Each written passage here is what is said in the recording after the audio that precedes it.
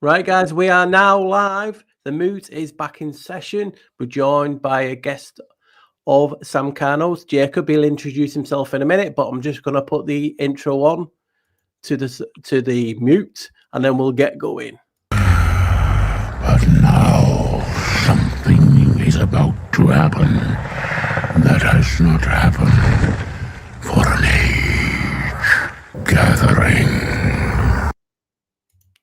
The gathering is back. Let's get everyone back up. Get rid of that. It'll keep playing. Yeah, and we're a foursome today. So I'll let Jacob introduce himself for anyone who doesn't know who he is in the chat. I will put his links once the video is finished. I'll re-edit it and put it in just for if he has. You have a channel, don't you, Jacob?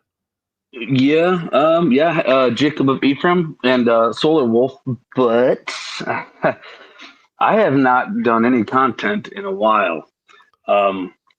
We as we go through our awakening processes of things, I came to another awakening, and it kind of deflated a lot of what I was doing. I'm like, oh crap, now what? So I've literally just kind of been head down and just trying to sort out what was going on, because I mean I did a lot of solar weather and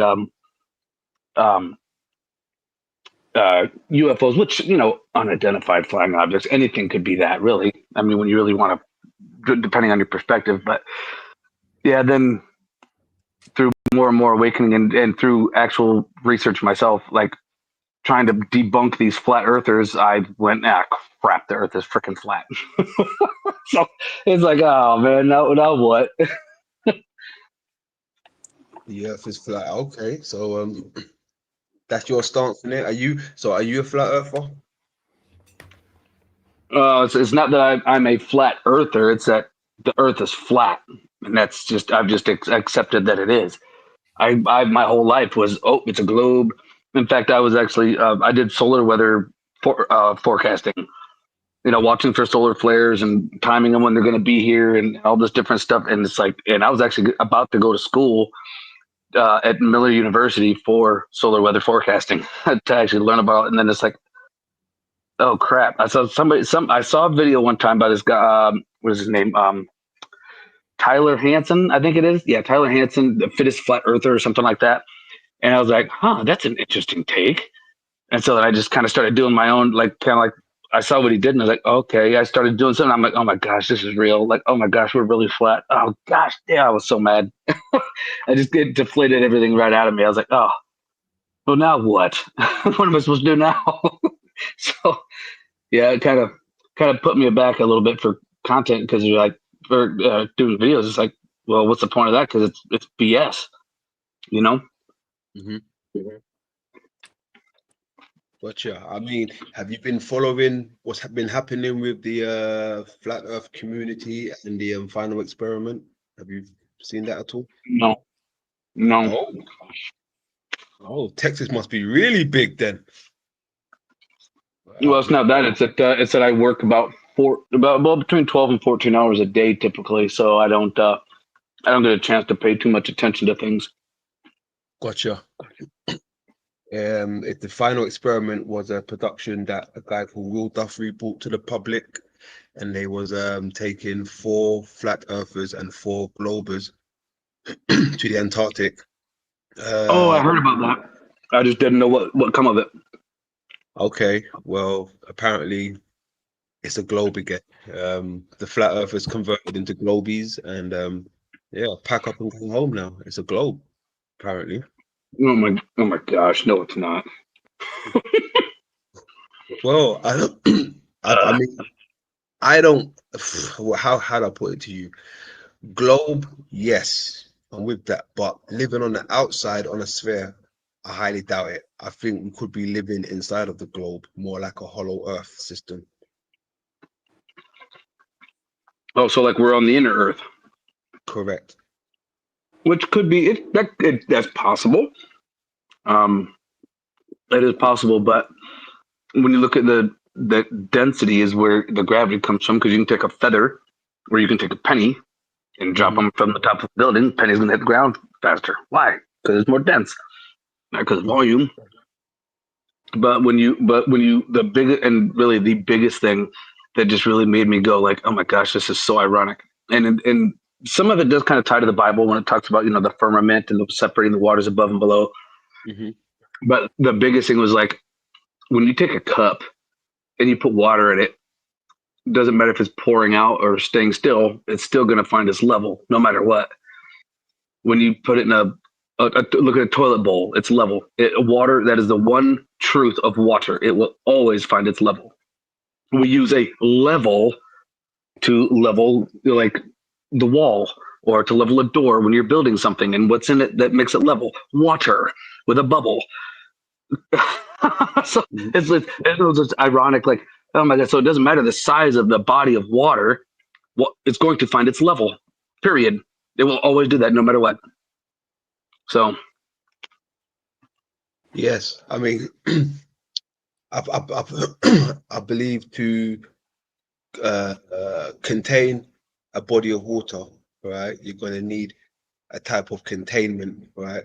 And they speak about the great deep, the abyss in the Bible, right? That's the deep part of the waters. Now, my thing is this though: how do you contain the great deep on a flat Earth cosmology? Uh, I understand how you can contain the deep in a sphere, right? Some of these depictions they show us, you actually can see the great deep in the model, right? That's inside of the sphere as well as the Earth and everything else. So that one well, there seems to always, trigger me. well, look at it like a giant bowl.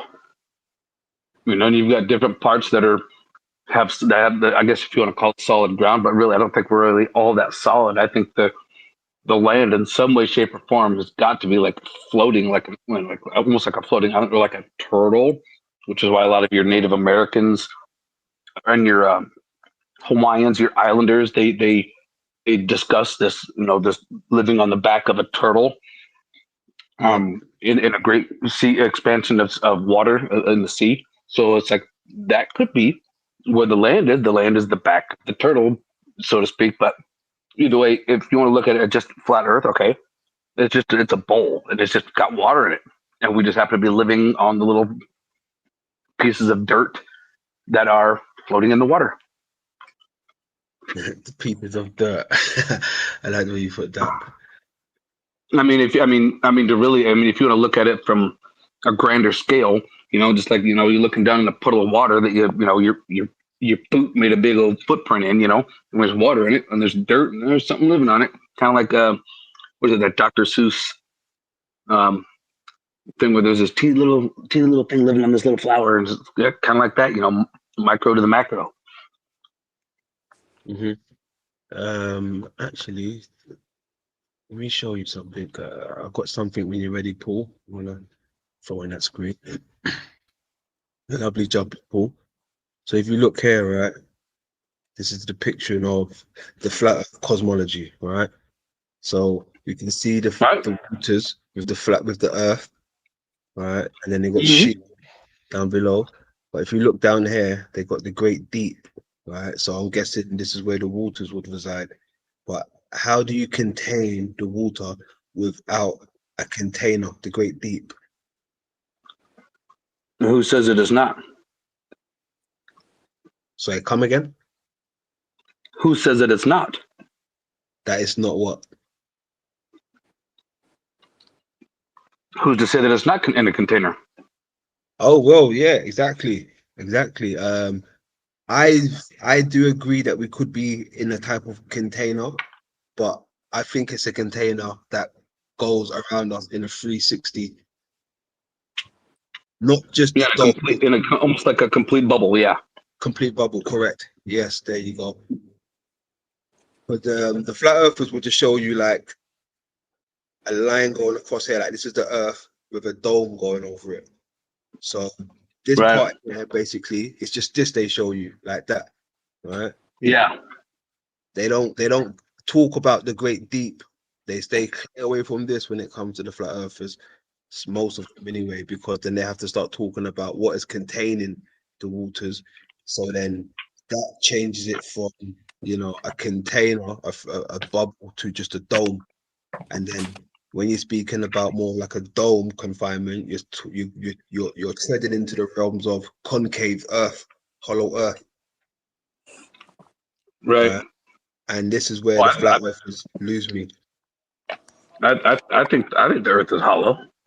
I mean, there's all kinds of pockets and underground cavities and stuff that that we don't even know are there. I can agree with that. I can definitely agree with that. So this ties into the eyeball theory as well, doesn't it? You know, London. Like, yes. London's been doing this for a great theory, and other people are now talking about it as well in different sort of coming at it from different angles, aren't they? And just going to say as well, when you're talking about Antarctica, do you hear the story of that young lad that managed to fly there about a month ago? He's been put under a complete non-disclosure agreement, but he managed to fly there and land there, and they kept him there prisoner basically for about 2 or 3 weeks until he signed all the agreements to not say a word about what he said, what he's seen, and what they said to him. Okay, no, I never heard about that. Oh, hold on. Yeah. I heard about it, but I didn't know what was going on. Yeah, I know what you're talking about now. Yes, I know what you're talking. Okay, yeah. Interesting. Careful, mate. You got to be careful when you're flying out towards them places. Yeah. It's very bizarre. He even tried to, you know, but and he managed to even get there without because he sort of just landed because he was running out of fuel, and that's when they actually realised he was there. They must have been changing guards on shifts when he came over. Yeah. Toilet break. Or whoever was supposed to be watching the radar was on the can. That's it, yeah. Toilet break. Lord. So yes, no, you're right. And it was burrito night the night before. Burrito. Oof. I don't think I've ever had one of those. Is that a Mexican thing? Yeah, burritos. Yeah, that's a Mexican thing. Yeah, they're amazingly delicious. But if you ain't ready for it, oh boy. So Sam, you mentioned that there's been a few people talking about the eye from a different angle. You're right. I have noticed a few people, not many, but a few content creators is mentioning the eye. So that's pretty cool. If you're not aware, Jacob, one of the researchers that I've been looking into is what is this realm, and most of the dots and the connections that I've been making, right? It seems to point that we could be living in a type of an eye or something created from an eye, like a based on an eye or literally an eye. Right, so yeah, I do it different anyway. I do it different. Paul does it very different, but this is it's different, right? But it's different. That is a different take. It's old. It's not even like it's me, making this shit up. It's stuff that I'm finding in the past, and I'm bringing it forth now. I'm bringing it to the public attention, but I don't think people's interested as much. I find it extraordinary, that we could be living in an eye. And it all ties in with like the holographic realization of ourselves. Like, what was a gentleman that come out with my big toe, my big theory of everything, which is holographic realm. So the eyeball, it's like a Mandelbrot set almost, the eyeball, it's everywhere, isn't it? I mean, because look. Well, that's actually kind of interesting because when you think about it, there's been a lot of speculation that we're actually living in a black hole at some point. And it's like, well, have you ever looked into somebody's eyes? What's right smack in the middle of their eyeball? Yeah, a black hole. There you go. Yeah, that's so what they. like, huh. is it Grot? It's what's his name? Elon Musk's one of his new adventures that he's doing, the Grot, but that's got the black hole. Oh, Grok. Yeah. Yes, that's got the black hole symbol. He could be trying to tell us something, but I mean, there's a few connections there with the eye itself. They say we live on a globe, right? And the medical term for an eye is a globe, right? They say we've got to go into orbit to get to space and all that stuff. The space between your eye and the skull socket is called orbit. All right. So there's a few more connections that I've been coming across. But yeah, it's I know it's wild if you ain't ever heard about it before, but it's out there. It's out there. It's not me just making this shit up. I'm bringing stuff from the past and putting it into the present. It's got to make you wonder. The statement, "You are the apple of my eye." Like, Yeah. where did that come from, and how old is that? You know what I mean? Like, It comes from the Latin meaning eye. It's malum, means bad also. Mm-hmm. That's what they used to say back in the medieval times. That's why it says apple of my eye. I've put that in many, many videos on it. Yeah. Yeah, and we've seen that recently as well. He played it to us recently, so it's there. I mean, even Paul makes the crazy thing. Paul makes connections with the eye stuff, and that's not what he's about. He does the 11 and the Janus and other things, the cave, and amongst many other things. But he's been finding things to do with the eye, so it's been kind of helping me out. So that's pretty awesome as well. Pretty awesome. that's great. That's great work. I love hearing it. Well, is there any chance, those videos I sent over, Paul? I know it's a bit short notice, but there's like the one on plasma, for instance. This lady, I do like looking at her videos when they pop up, because she does tie some great things together and explaining how sort of plasma could have been the charge actually, which is lightning, the charge that started life on the planet, and how that in itself, plasma ties in with the Mandelbrot holographic realization we're talking about, time all the way back to the eye, because the eye in itself looks like a plasma if you really look deeper. Well, like a plasma ball, like a plasmoid, which is what our soul actually is. It is a fragmented plasmoid of the larger plasmoid, like a little spit off of it. Yeah, that's when as soon as you said plasma, I was like, oh, here we go.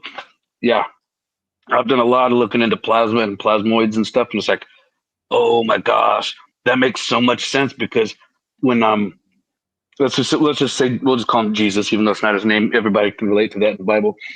When the demons said to Jesus, don't cast us out, let us go to the pigs, and they said that we are legion, for we are many. Well, plasmoids can be as small as like the head of a pencil, and yet if you're all together, you would be considered legion, because each one has its own individual thought processes. So our soul is literally like a plasmoid, and when we all come together, like when Jesus said, me and the Father are one, as all of us are one. So be one in each other. Like it's like we're all from the same origination of this plasmoid, but we're just a little broken off, a little fracture of it. Yeah, we've been talking about that quite a lot over the last few weeks. And just on the topic of Jesus, I saw today Richard Cage is starring in a new movie they're bringing out, basically representing the dark Jesus. It's called the Carpenter's Son, and it's supposed to be really quite dark, basically. Talking about his early life, some of it where he was apparently supposed to have killed a kid and then brought him back to life, blinded an old man in the village and then put his sight back, and made a load of clay birds actually come to life.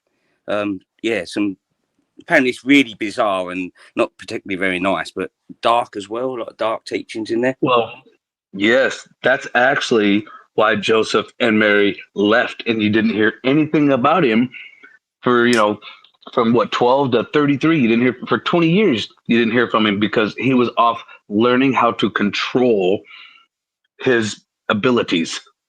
And then he went and sojourned, if you will, and went to all the different masters, the yogi masters, and went to Egypt to learn from the mystery schools there. And yeah, I've actually read a lot of those stories, and he actually did kill a kid, like killed him out of anger, and then felt bad a little while later, and then went and brought him back before the guards could come and find out that the kid was dead, and then he ended up getting in trouble, and then that was like the last straw, and Joseph and Mary like, we got to get the heck out of here, and they left.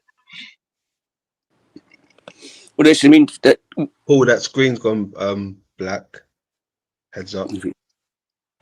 I sent some stuff over to our Moot group earlier about because in the Sikh traditions, there's no real talk about Jesus at all, about this whole thing of him going all over the world to learn these ancient traditions, and that comes from Niang warriors that actually recorded history correctly. You know, it's all in their books. So that in itself is interesting. You know, because I've studied a lot what you're talking about. I'm not religious at all, but to understand where it's coming from, you need to have studied some of the history of it all. You know, and yeah, it's very interesting the different how there's lots of information out there, and they don't all collaborate together. You know. Mm-hmm. Oh, do you know what? Actually, while we're here, I might as well go ahead and play this while we've got a few folks in the building. I'm going to load something up. Salutes to the grand old chat room. Yeah, big hugs, chat. I can't get on and say hello, so hello, everyone. There you go.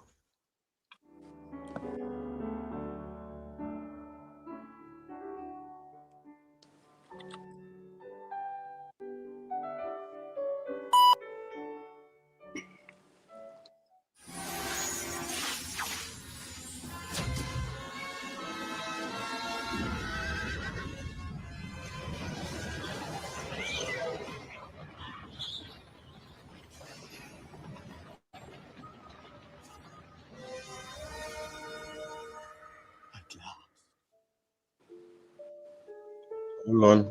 Lionsgate. We might have to do it this way. I think it's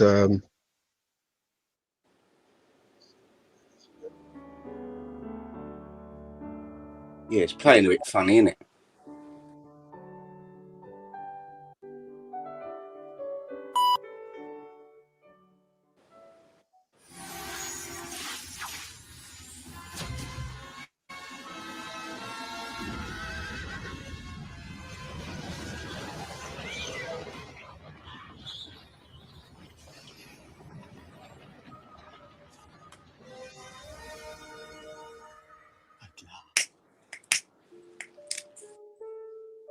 Lionsgate.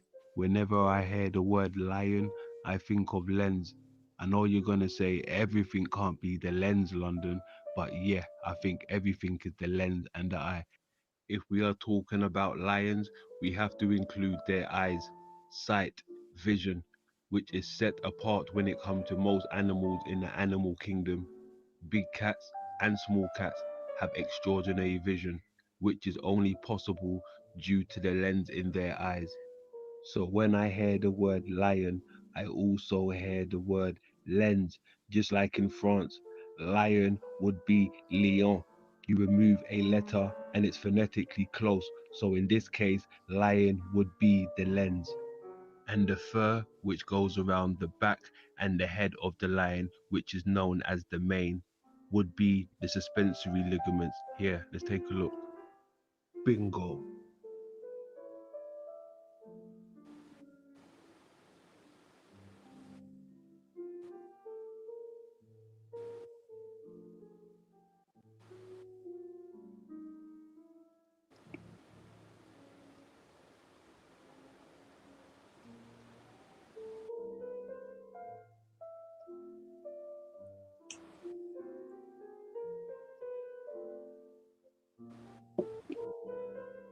After all my years of searching, the Cave of Wonders. And here is from the Latin cave, cavio, cavea, cavi, cortus. Definitions: beware, avoid, take precautions, defensive action, give, get, surety, or stipulate. And that's the verb from cavio and cavi, which is come from cave. So let's go further down. The second basically meaning, cavea, cavea, declension, first declension, gender, feminine. Definitions: eye socket. So for all those people thinking we're living in an eye, that's what basically cave comes from. So, you know, there's another one to add into your proofs. Cave of Wonders. By Allah.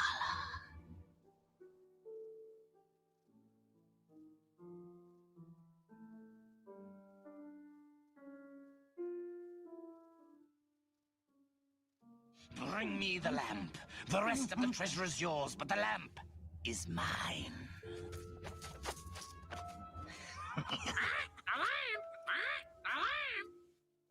Lamp of the body is a phrase they use in the Bible when describing the eye. Matthew. So to my understanding, in the movie Aladdin, they are talking about the eye and they are using 3 key points: the lion for Lion's Gate, the cave for the eye, and the lamp for the light of the body.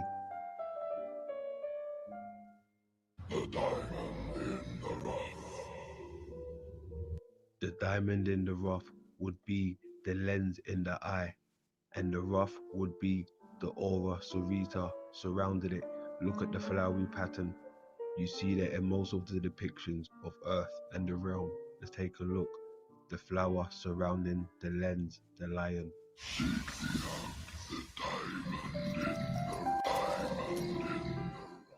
Ruffs were adopted by women by the early 1560s, and by the 1570s, ruffs could be nothing but lace held together with pieces of bone, wood, ivory, or steel. Ruffs were usually pinned to one's clothing to hold them in place, but could also be tied around one's neck with a drawstring or tassels. Queen Elizabeth was said to have ordered pins by the thousands to accommodate her wardrobe, ruffs included.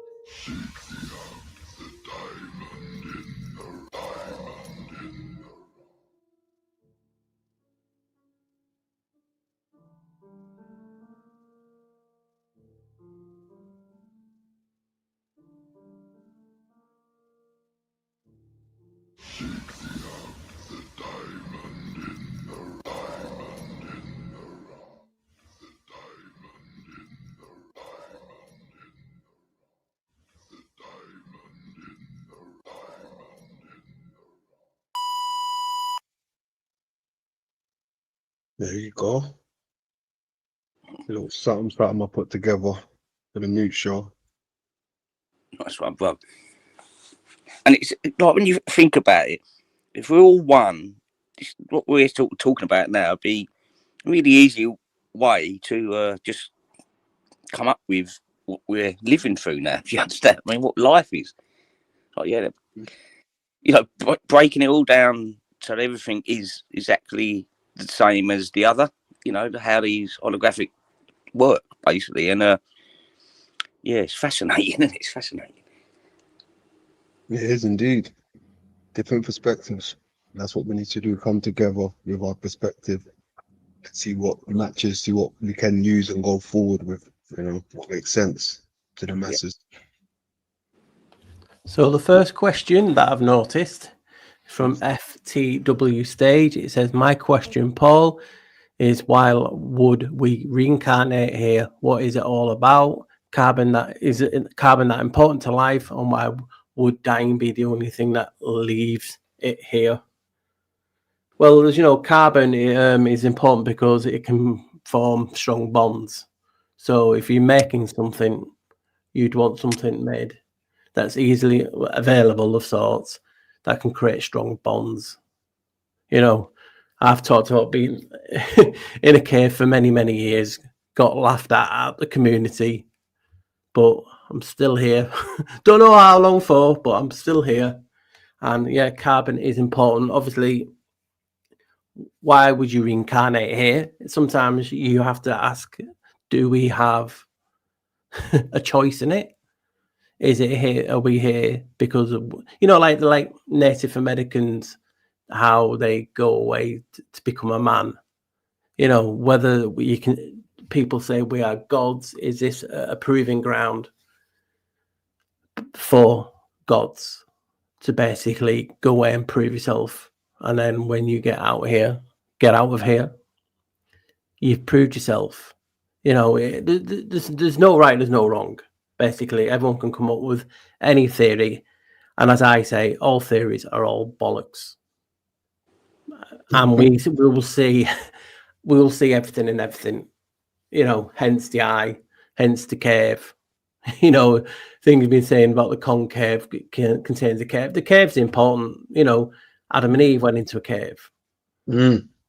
You know, I've been doing this for many years, and all my theories get laughed at. But, you know, because I don't say it with authority, I give people an option. Hey, this is just my opinion. Maybe if I lied and stood up with authority and said, no, this is the fact, people may take it on board. But I believe, you know, we should all have an opinion and see what we all want to see. And that's the major thing. You know what I mean? There's just so many things. I mean, people will tell you about, obviously, carbon 666, and people say, oh, it's the devil's number. And then people say, no, it's not. It's a different number. And then it's, oh, well, wait. You know, and we have the devil in us. The devil is just evil when it's at the door, hence the devil. The D is Dalat, meaning door. Well, it means one thing is a door. Leaves evil. Devil at the door is the devil. So when evil comes at the door, like I've been saying in many videos, so everything is a frequency. They state everything is a frequency. So evil will be a frequency, good will be a frequency.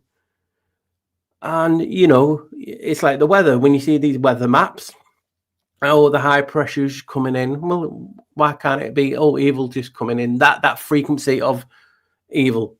You know, there's talk of the fallen angels just influencing people here and there. There's just not one answer for everything, unfortunately. There's so many things, and then when you start looking at it one way, you go another way. It's hence my latest video. You know, I've been not shocked, but I thought it'd go down better than it has. I've basically shown how we could be in a simulation and everything connects, and it's not done well. You know, so I won't lie, it was a bit disappointing considering the ramifications of what I put in it and how much of a slam dunk it is. But again, you know, some people are just not ready to see these things. You know, the simulation and things like that ties into a cave also because it's a chamber, a room, you know, a bit like a holodeck. From a theory that fits all aspects. A cave, a hollow earth can fit concave, convex, donut, flat earth, globe, donut, simulation, all fits in this one place. A lot of those things don't even exist, as we know, until we're there to view it. So we can go be above ground, like where we're at now, or you could be under the ground. It's not there until you arrive to see it, to observe it. So that's like the whole collapsing thing. If a tree falls out in the middle of the woods and nobody is around, does it make a sound? Well, no, because nobody's there to observe it. Yeah, that's just like Schrodinger's cat. Yeah. So with the whole reincarnation thing, yeah, we reincarnate. Why? There's a multitude of different possibilities. One being that we are trapped. This is a trapped, closed system. Another being that, you know, we volunteered for this to come down and learn certain lessons for us to continue to move on to do something else, like you were saying, like being a god. Yeah, that's what I put in my videos. Why? Like I was saying in the Great Vowel Shift, because they make the doors, the archons. It's basically like security. If you didn't know the password to get through, to go through the other side, you get reincarnated. But also, is the reincarnated? Now think about it, because I've also talked about atmospheric memory. All your memories are stored all around us. A lot of people from the 18th century, 19th century theorized that. So if all the memories are all around us and you come back and you just yourself, but you are subtle. You have a lot of channels. You can pick up a lot of signals. Are you picking up your memories, or are you picking up someone else's? Just like someone on a ham radio can pick up an old radio station that's been dead for 20, 30 years.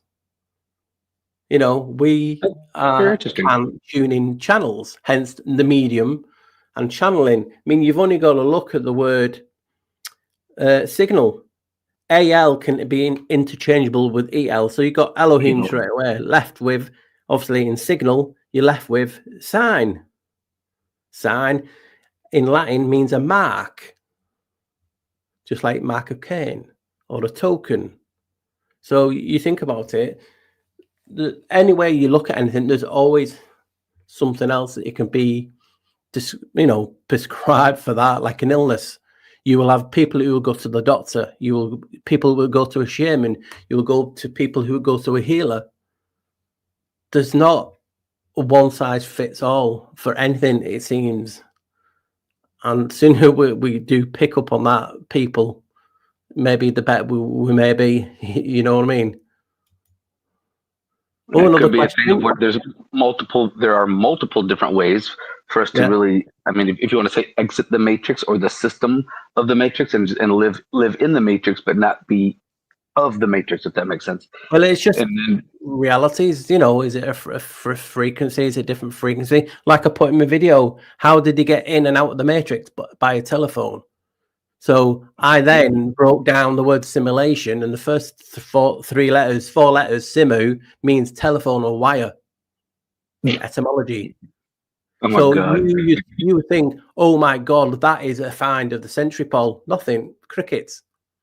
But anyone else makes that discovery, it's gone fucking viral. And you know, that's what does piss me off, and a few other creators at the same time, that shit just gets forgotten about.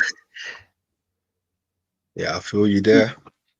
Well, you know what I mean? Just from the spell, you hook, line and sinker, you're hooked up to a wire, and that's what they basically put in the back of the neck. You feel on the back of the head, you have that little bump, don't you? It's like everything fits.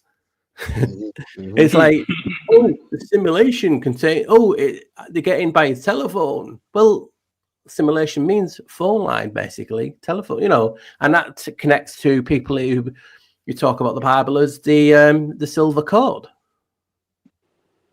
And then you have people that astral project talk about a silver cord. You have the Viking culture talk about the thread of fate. Everyone's talking about a wire and a connection. And it just blows me away when we make discoveries like this, all four of us in your own fields or talking to friends, it just gets ignored. The shit I've uncovered in 10 years. You know, it don't have do it. And sometimes when people then come around and say, hey, Paul, what about this? I said, yeah, well, I put that in a video 10 years ago. People are sending me my own shit to prove me wrong. I'm like, it's fucking me. Hey, bro, do you know what? It's crazy. You say, look how it works now. It's crazy because in the last 3 days, I've seen 2 content creators drop something, right? Clipped my shit, not even a shout out or a big up, but they're rolling with it. Cool, no problem. It just lets me know you're watching me. That's it. We've got another question, but from Get to 11 this time. Why haven't any 19th century adventurous sailors found the edge yet? All I would say, like we said before, how do we know they've not found the edge? Is there an edge? Is there not an edge? Where do you get the information from? We only get information from other people, books, internet. There's multiple maps from like the early 1900s. In fact, all the way up to 1956, I believe it was. The can't remember the I don't want to. There's loads of maps. Yeah, you can't rely on maps because maps are just spam. They have a purpose. They're like a form of indoctrination. You know, you just put maps backwards, it's spam. So you think about it, what way to trigger a population by changing a map, creating a map? It's like the Mercator map. The guy never left his building. He had other people to do it for him. So how does he know they weren't stoned, they weren't drunk, they were telling fibs? Because think about it, when you are a guy like that and you're paying people to go and think, what if another country says, hey, say what? Tell him it's smaller. Here's some coin. Goes back. Oh, it's cartographers. This it's just been proven so many times through history. It's like you and your house and your land, and then you just say, "Well, I'm going to make my own borders up here," and then next time someone sells a house next to me, when they move out, I'll just move the fence another 10 meters. Anyone's checked the deeds? The stuff like this. It's why it's been bollocks. It's for centuries and millennia. North is a man-made construct, not by me, by a guy who made a map. He says in it when I did that video that we was talking about last week, North is a man-made. That's why you had East at the top, South at the top. They just changed whatever, to control the narrative, to control this realm. Because if if we knew the truth, would we sit back and take it? And that's why they got to indoctrinate and sometimes release the truth, take away the truth. There's just so many things. And when we realize that, it's like when you say to someone, respect's got to be earned. Surely as content creators, truthers, people in general, we should all have a basic respect for each one another. And that's what I've always put into my children. The truth is just like that. It's faith. So you have to earn it. But I don't see it that way. I think we should have a baseline respect for one another. And it's not there. As soon as you say something, it triggers someone straight away because you're attacking their faith, you're attacking their religion. But religion's not just religion. Religion is a topic that you're looking at. Hence what I'm not sure you've watched. I did a video a long time ago. The truth conspiracy. It's been weaponized. Truth actually means faith. All back to the Roman goddess fights, confidence. Shit, but people are fighting for. It's unbelievable. They're fighting for something that is not true. It's faith. Hence why people get triggered on religion, politics, the shape of this realm. And you always see it. That's why I don't try not use it. We are truthers. Truthers is faith. Just look at that's why the truth's important a lot, because it has you in the middle of it. And it's all there. And it can also trap you like a rut, which is in the middle also. So think about it. We've all been there, so transfixed on a topic. You can get caught in a rut. That's kind of what happened with me. Yeah. We've just got to respect. I give everyone respect. Doesn't matter who they are until otherwise, you can come in. You don't have to like our theories. You don't have to like whatever we're talking about. Just for a basic respect that we've put our time into it. And again, I'm not saying it's a fact. We're just saying, hey, that's evidence, and that's how we are perceiving it. If you don't like it, go away and perceive it in your own way. But there's no judge and jury to tell you whose theory is better. Only influence. Oh, I've got 50,000, 100,000 subscribers. Well, that's just numbers. And then people are influencing a topic because they've got more subscribers. How many times I've been told I'm this, I'm that. And I always go back, hey, well, why don't you tell those other channels you're the Dutch black sheep or you're the American black sheep? No, they always come over and disrespect me by saying I am the, it's like you don't do it to these people, but yet you'll come and do it to me, London, and so on. It's just one of the things that just off-puts me about this community and how we act within and one each other. We just don't show anyone any respect, because people think it has to be earned. Well, I believe we should have a basic form, but that's just me. Well, I mean, not just as a content creator for doing videos or whatever, but just there should be a common respect for another in a common. I'm going to say this, in a common love for each other as God and goddesses, because we are all one. You're just a different form of it, for looking through it from a different perspective. So when I'm talking to you, Paul, I know in a roundabout way, I'm talking to myself, and vice versa. So it's just this experience that you, part of me, is going through in your life over there in Scotland, and then myself over here, seeing it from this perspective, just as Sam's over in England. It's all we're all one. We're all of one consciousness. So, and if we're and that was one of the things that Yeshua would talk about, like, like I'm one with the Father, like the the not just the divine masculine, but the consciousness itself. Consciousness is in the air. That's how God can be everywhere all the time. He can be in us, throughout us, penetrates all of these things. Well, how is that? Because he's in the air, the oxygen. Hold your breath for 5 minutes. What's going to happen? You're going to You know what I like to lose say? connection to consciousness. Jacob, we're God's big brother. You know, the cameras. Yeah.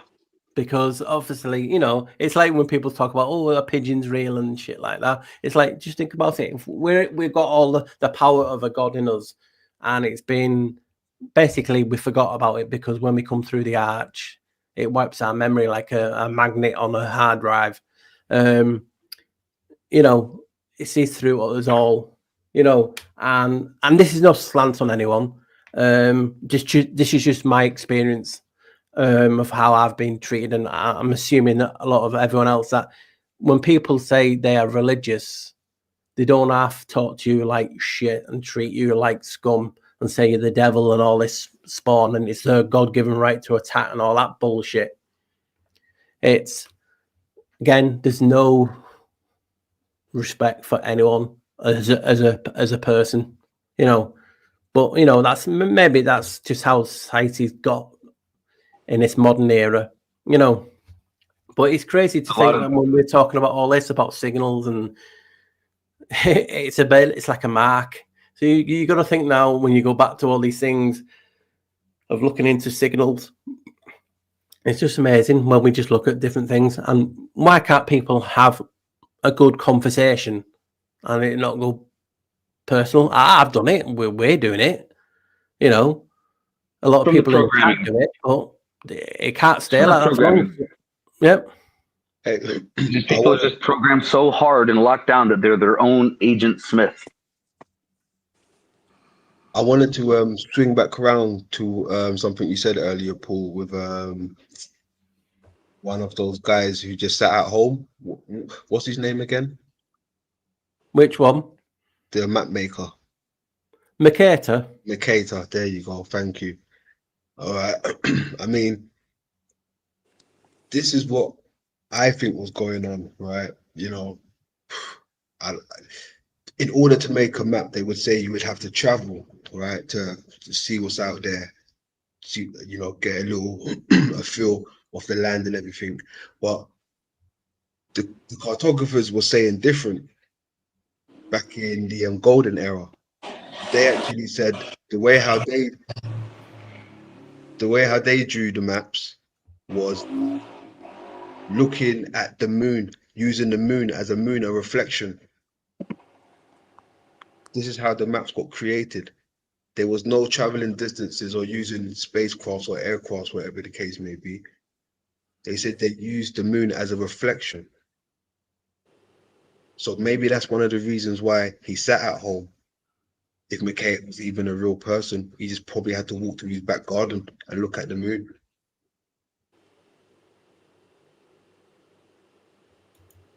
Yeah, you just gotta think about it now. People, I don't know which one of you mentioned it. I did hear it.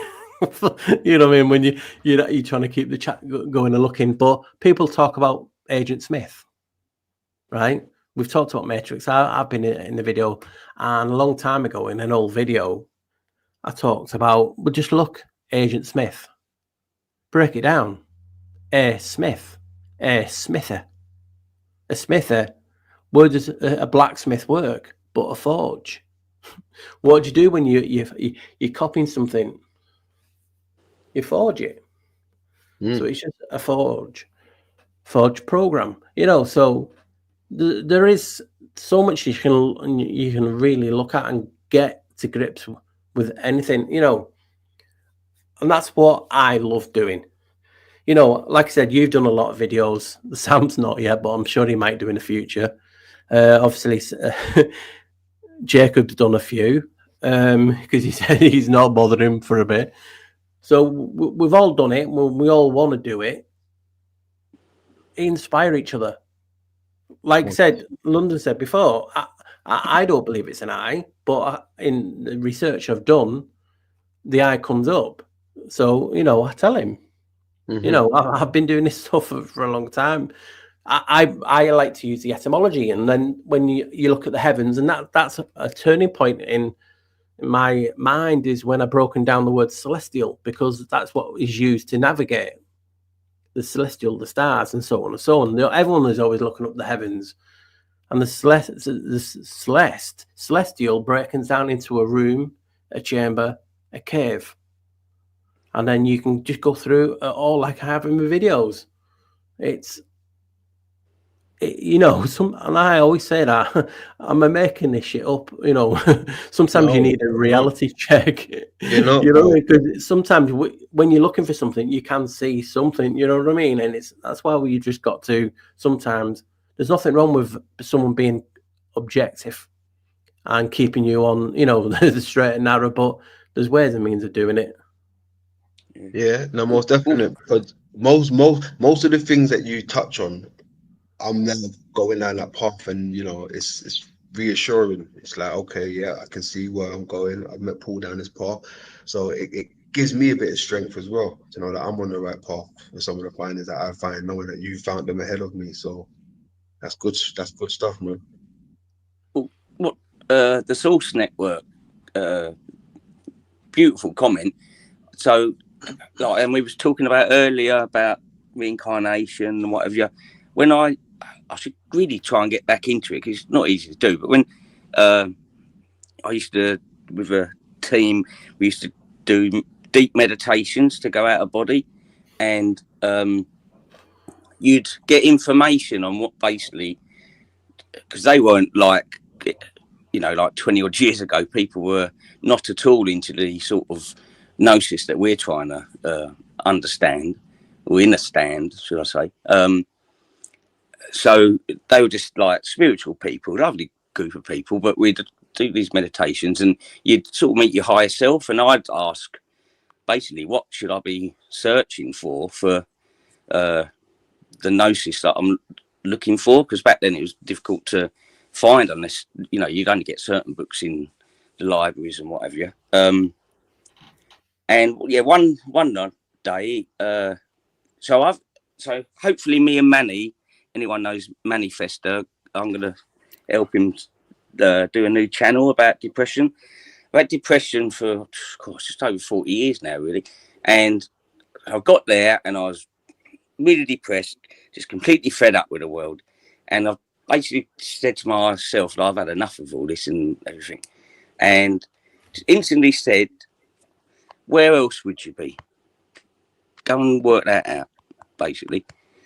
And yeah, you know, where else would we be? We are manifesting this reality for ourselves to learn, basically, like the question and the comment earlier. We're here in the university to learn, to grow ourselves as the spirit, the plasma that Jacob was talking about earlier, all breaking off into, rather than being one, sitting there probably for billions of years, it's broken up into many, many pieces, and we're now experiencing it all together. Sometimes it's very difficult, like, for instance, what's going on in the Punjab region at the moment.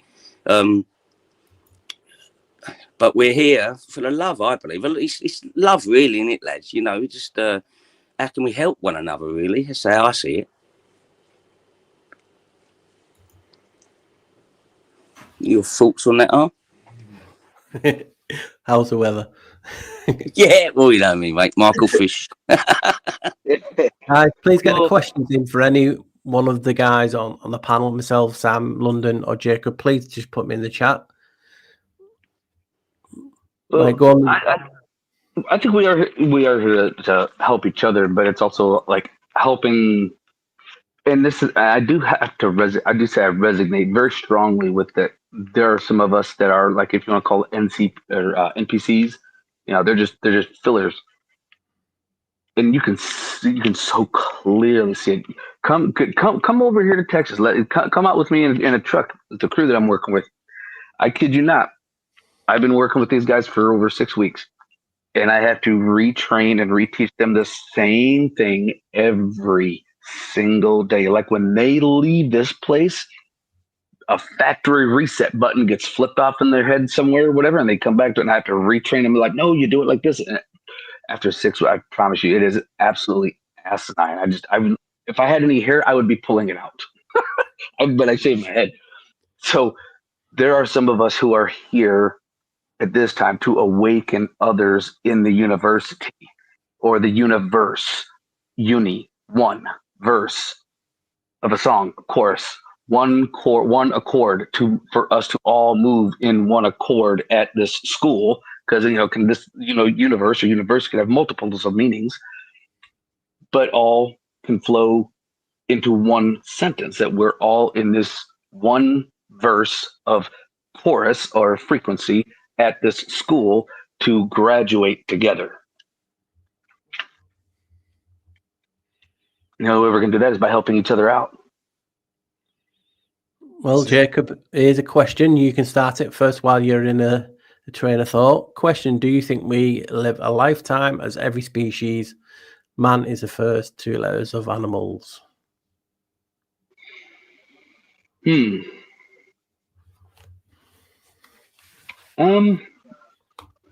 know what?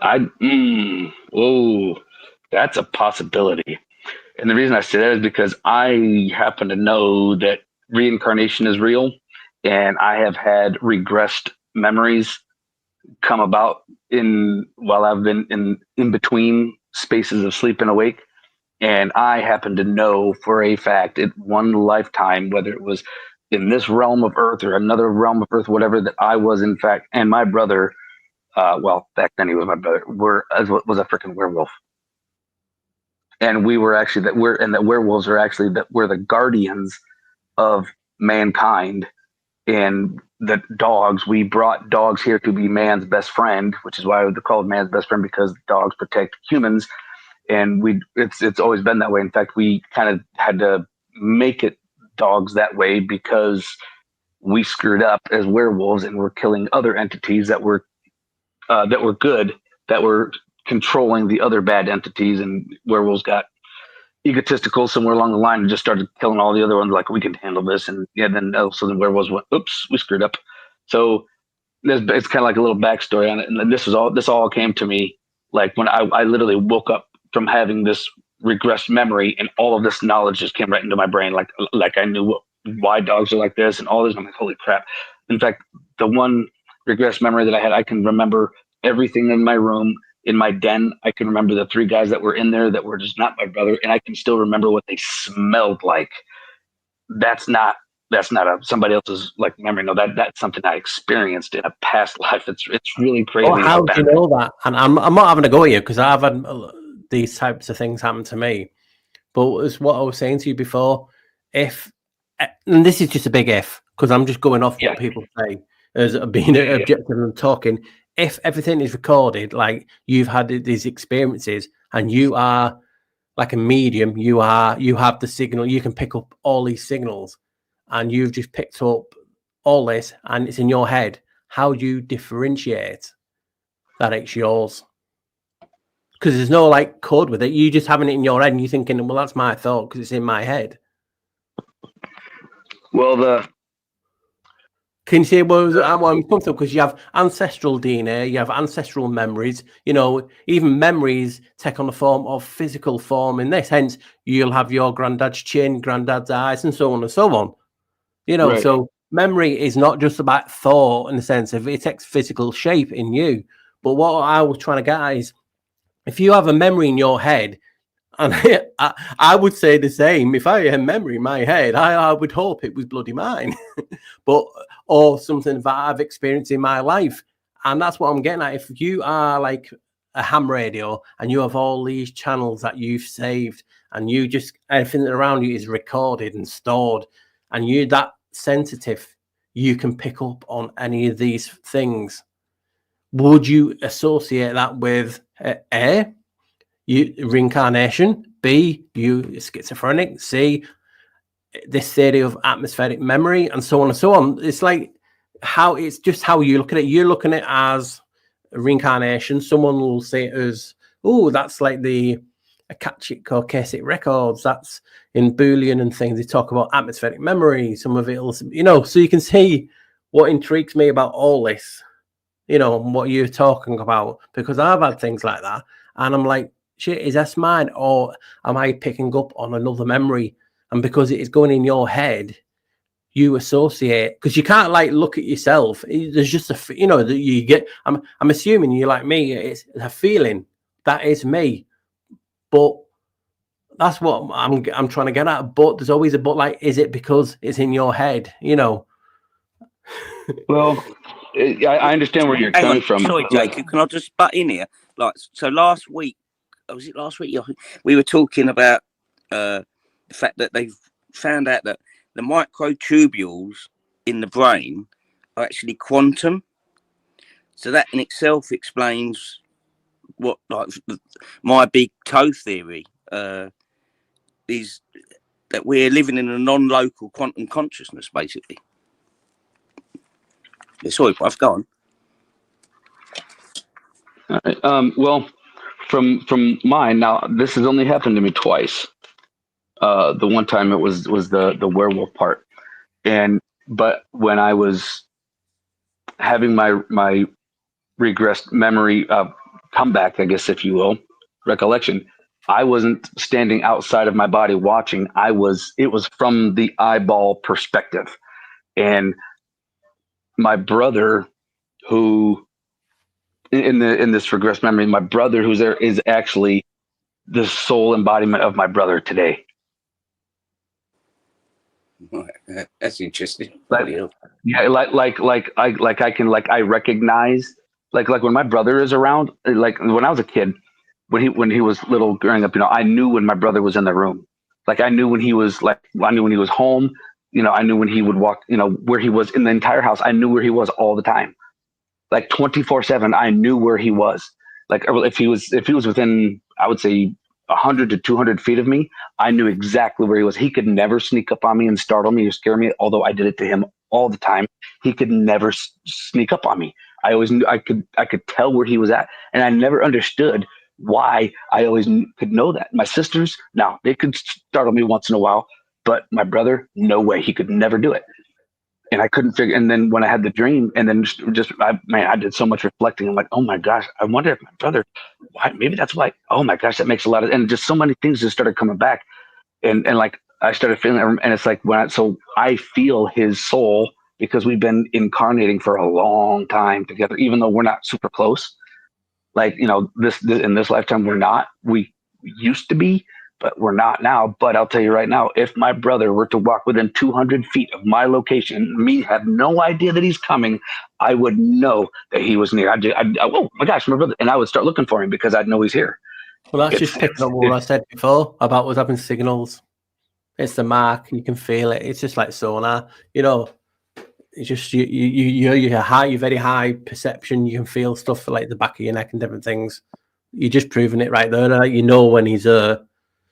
You know, like a mother knows when, you know, the children need the mum and something's happened. You know, we all have these experiences, and that goes into what Sam is saying about the quantum age. I mean, a lot of people put too much faith in that. There's sometimes people put too much in what you say. Some put too much faith in what London says himself, because we all put what slant we experienced mostly at this time. You know what I mean? That's the beauty of it, because you're talking about signals, you're talking about chords. You also have a chord in your throat, the vocal chord, you know, and you break that down, it means voice of God. You know, we've talked about on this channel quite a lot in these movies, like, you know, the power of what you can say and what happens in this reality around you. You know, why they try and silence you, because you can have an effect. You know, it's just crazy. So have you got any thoughts on this question, London? Well, I mean, first of all, what would be considered a lifetime? Yeah, are we are we talking about the life that we perceive, what we go through, or are we talking about, you know, everything that we've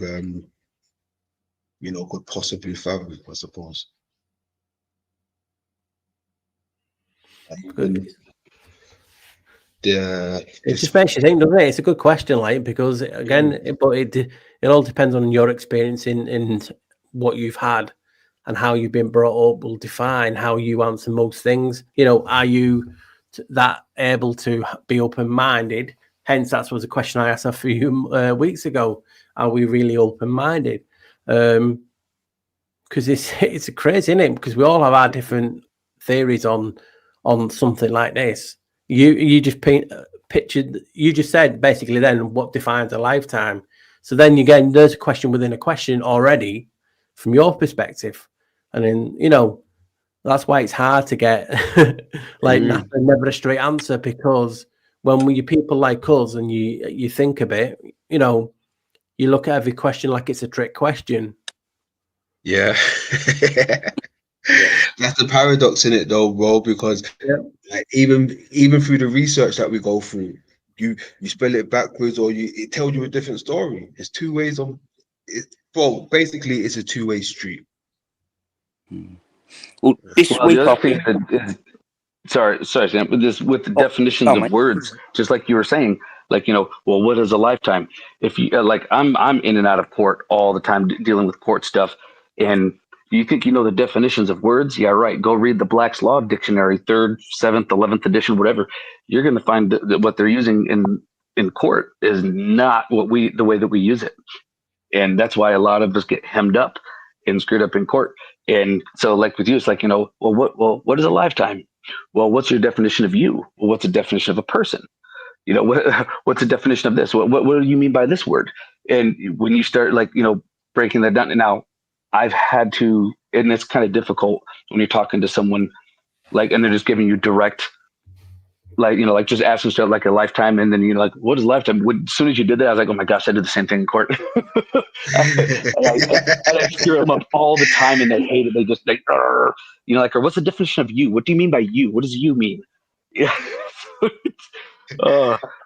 But because sometimes we have to kind of put it aside and I would assume the lifetime of the span of whatever it is that's supposed to be living, as in lifetime of a man, supposedly 120 years max, of a dog, 13 years, depending on the breed, a horse, 40 years, whatever.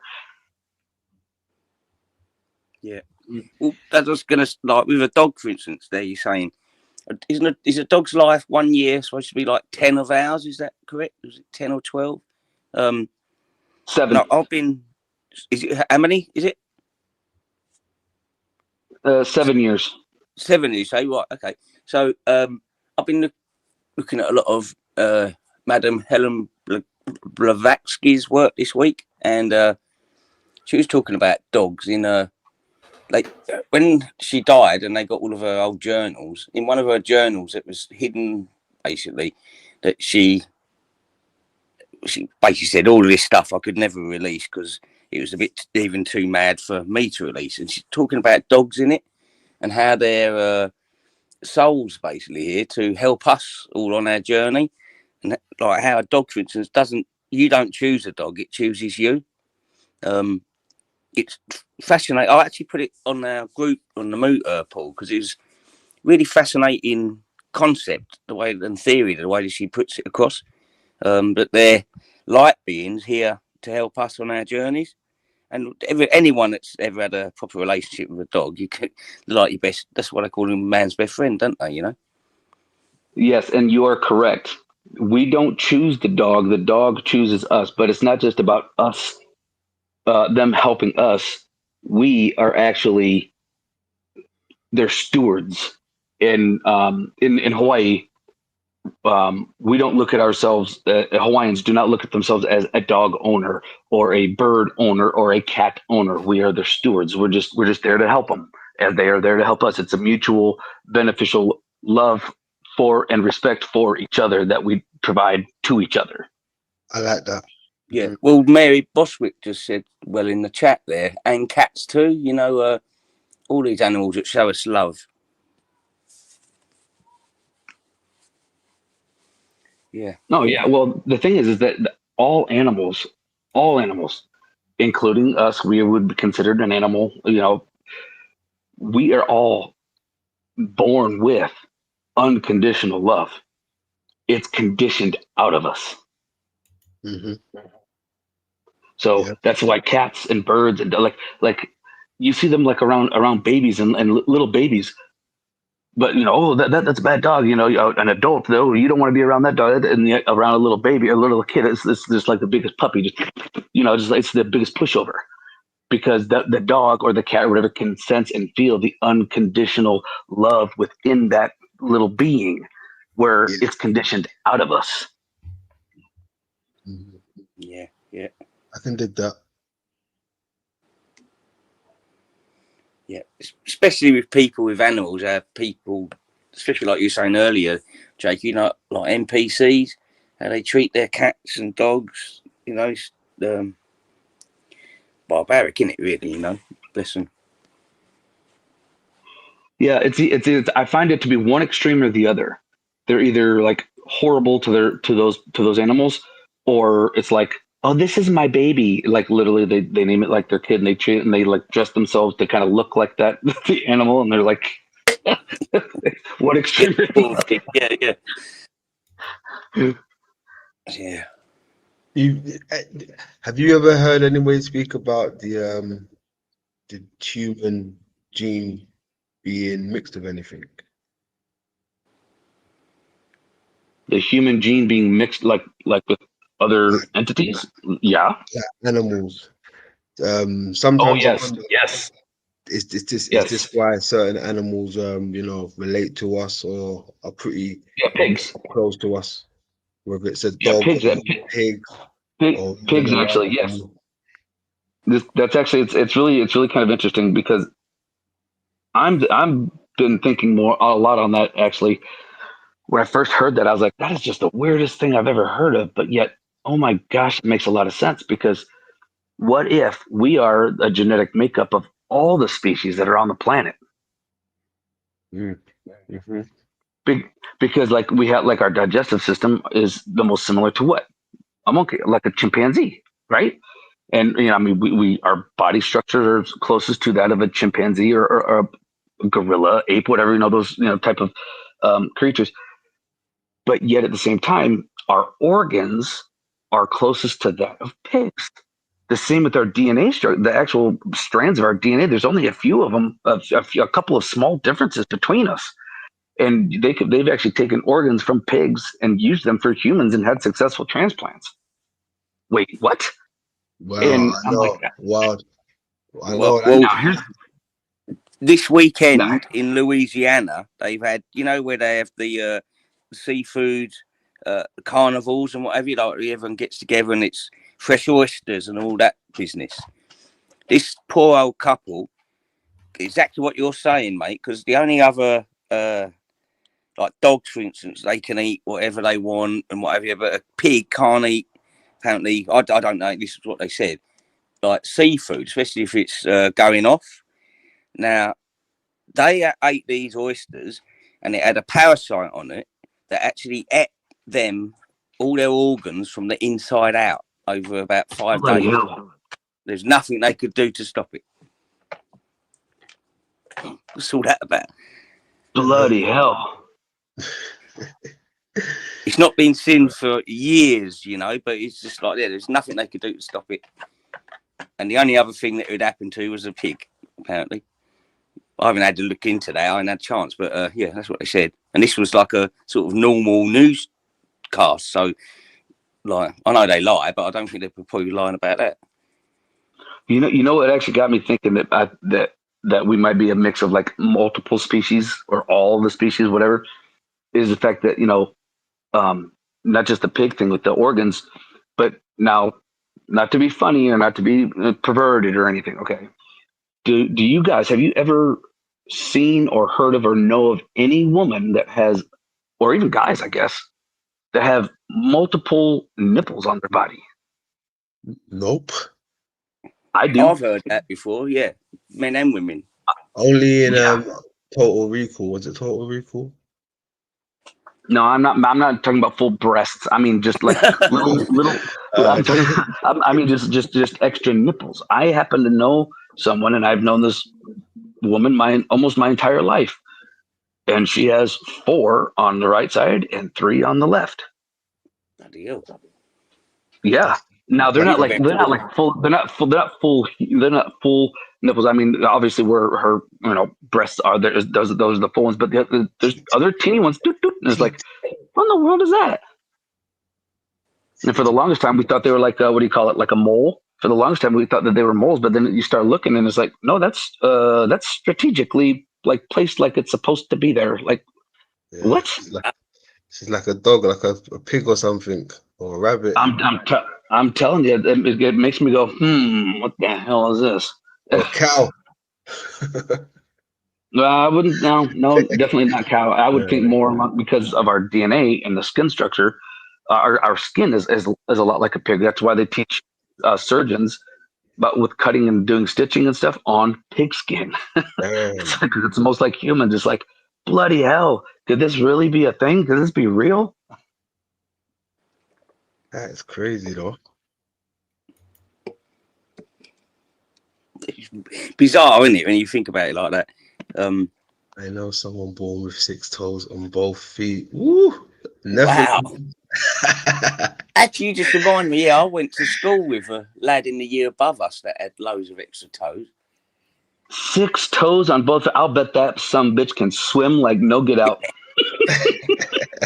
Well, this fella Wow. was really good at cricket because he had so much balance. Right. He could bowl like a mother. You know what I mean? Like, oh, just Brilliant. I mean, to have 6 toes, to have 6 digits on your hands or your feet, show that is actually what tells you where that person's comes from. I mean, that's giant. Yeah, that's that Nephilim bloodline. They're a descendant of the Nephilim, bro. Like, oh boy. That's wild.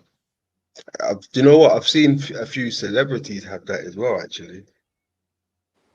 6 toes. Marilyn Monroe had 6 toes on both of her feet and had them surgically removed right after she got her first break in Hollywood. And not a lot of people know about that, but that's fact. You can actually anybody can go look that up. Oh gosh. I think even Oprah's got them as well. That's bizarre, isn't it? Well, I've got the same thing, Mary, with my dogs. I only have to think about things and they just know it's happening straight away. So yeah, I won't think of the W word because they'll think we're going out again. Yeah, it's amazing how they can pick up on your thoughts. Like when you're really in sync with an animal, it knows your thoughts. Like that. Well, that's how So my ex-wife, when she'd gotten sick, a while back, she got real sick, and there was a lot of us that were concerned about her. And I'd gotten a dog for her as a companion while she was at home alone. Well, kids are at school, I'd be at work. We got the dog for her, and she's not an animal. She said, I don't like dogs, I don't like cats, I don't like animals, blah blah blah. But I knew better and the dog that I got, she's half beagle and half Boston Terrier. They call him a boggle. Beautiful dog, super intelligent, and holy crap, like her senses are like keen. Like she could smell like a normal beagle. She was awesome. Love that dog. And she could sense and tell when Melissa was having a state of depression or whatever, or if something was going on in her head. The dog knew it. Like I would be sitting in the kitchen and be doing something, and the dog would always be by my feet. And then she'd get up and she'd go right into the living room, come on the other side of the wall. I could not see my ex, and she'd get up and go right up, and I'd go look, and she'd jump right up on and just start kissing her face because she knew what Melissa was thinking. And it's like, and then I just kind of look, I'm like, oh man, I knew I was on the right track with that. And and she'd, oh hi, and then she'd start smiling and kind of petting the dog and whatever. It's amazing how their senses are so attuned to ours that it's like, yeah, it's one of the most beautiful things ever when you actually like witness it and you're like kind of standing back and then you step outside of yourself to watch everything. Now a lot of people can't do that, but I step outside of myself, watching myself watch what's going on, and it is the most beautiful thing to watch. Yeah, like therapy dogs, for instance. That's a beautiful thing, isn't it? You know. That's what I mean. They help so much. They help so much. Paul, there's a question there for you on the screen. Is that a question? Yeah, I'm just going to reply to it, and I've talked about it in an old video. The legs 11. It's why when you walk, it's called a gait. Anyway. There you go. I have a very inappropriate comment when it comes to the gait and the legs. Yeah. I'm not going to say it. But the guys know. If you know, you know. Hey, let me throw this in the mix, right? You know how they say well, have you heard of the theory of the human species is relatively new? Right, I've heard people mention that before. It's due to the times, right? The dates and everything. But what I wanted to throw in there was, right, what if the 6 toes was originally how man was, 6 toes and 6 fingers? What if it's coming through, it's trying to show. Cause look, you said the people that was playing cricket had 6 toes, right? They was actually had good balance and that. Yeah, amazing. Right? What if it got bred out of us to have 5? Now we're off balance. Yeah. Well, as I didn't say, but I remembered I knew someone as well. It might be this freaky town I live in, but who had an extra little finger. It wasn't quite the same size, but with that hand, even though throughout primary school into the first few years of secondary school, they had a real thing about it. But we were all mates, and they realised like no one's taking the piss out of you. Do you know what I mean? It's just is what it is, mate.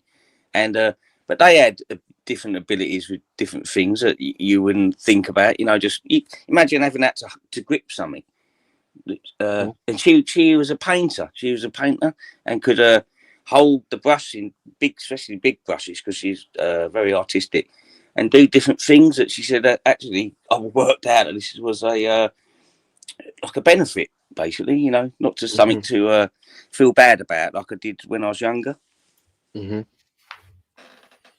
Well, there's been talk about that forever, though, isn't there? About are we just the only human species? And you can talk of Sumerian and Anunnaki talk about we were made. So if we were made, what else did he make? Also, people talk about the fallen, then they inbred with humans. So you can it goes on forever and ever. There's not just one air thing, and you have to have 5 on each hand or extra legs. And then there's talk of Zeus splitting humans into because we were conjoined into two. Oh, I've never heard that one. Oh yeah, it's Zeus, aka Janus. We had 2 heads, and because we were powerful and he didn't like us, basically. I'm paraphrasing and breaking it really, really down. He split people into 2, so your soulmate would wander off, so you couldn't find love again. Your other soulmate, who was a part of you, is left then wandering around the world. So we were split from having 2 heads. Hence why I got starting into looking into Janus, because obviously in just his 2-headed form, he, other words, aka Zeus, why is a god so labeled insignificant, yet every other of these gods trace back to him? It's crazy. It's like a hidden a hidden box, and he split people into 2 from having 2 heads and so on, which is fascinating. Yeah. Well, maybe Janus was the first to split, and that's why he's the gateway, the key, because he was the first. Well, that's why they moved everything, because that's not me. I always say, people say, "Oh, where do you get all this?" It's just what they state. That's why they moved January, basically from the 11th month to the 1st, because he has to be first, or in their heads because they need, because everything has to go through him. So if you're doing a ritual and you want something to happen, you still got to use the bridge to get through in sentence. And he's like he's like the troll on the bridge. He can let you through. So if you're doing a worship, that's what they say in ancient writings. If you want to talk to another god, you have to go through him. Hence why he's prayed to first. He's Deus, is it Deus Deorum or something like that, for God of gods. That's what they state. Okay. And that's what I've been showing him for video for years, and people are like, well, where have you got that from? I said, well, that old book there. That old book. That reference, that someone who's high in the field. I've never, ever once said, well, Janus is this. I've always shown you evidence, like, this is what they state. Yeah. And it's crazy. Still today, people don't understand why I research it. And it's a skeleton key. Yeah. The people don't want a skeleton key to look at objects. It's crazy. Yeah.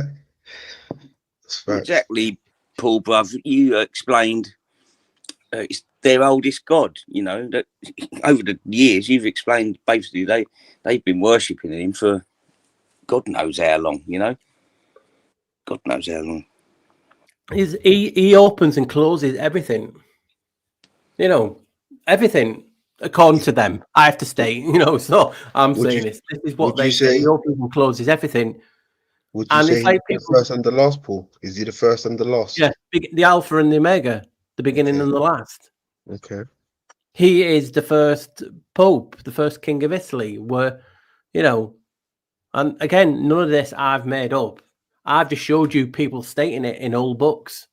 And, Ovid and all them stuff like that, them saying it, and other religions. It's just amazing why people, honestly, it's the biggest trigger to anyone. If you mention this, they just shut off.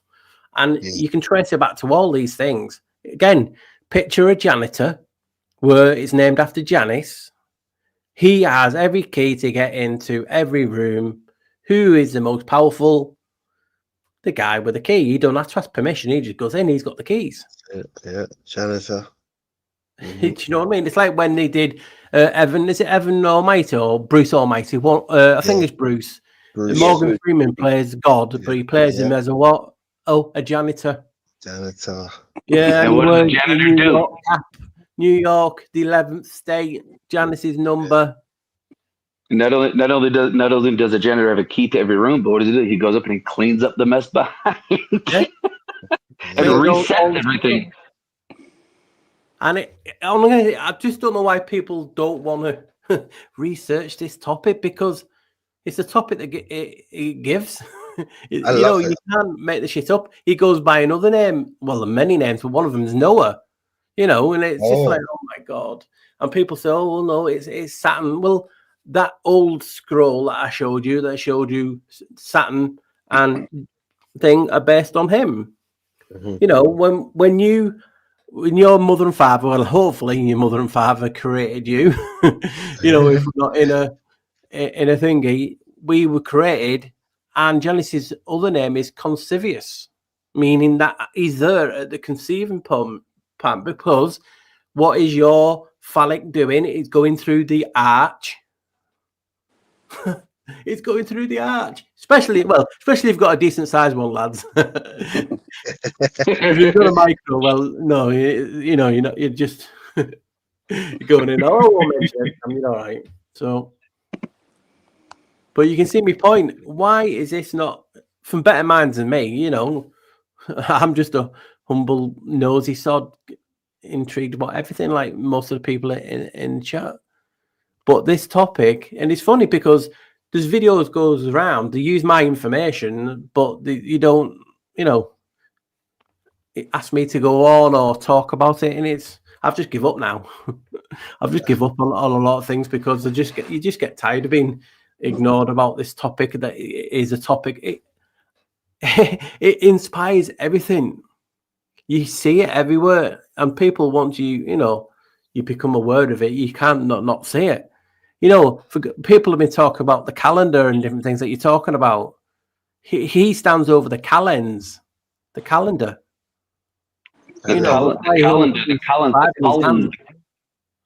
Collins are the ones that the colonizers, the ones that the 13 colonies.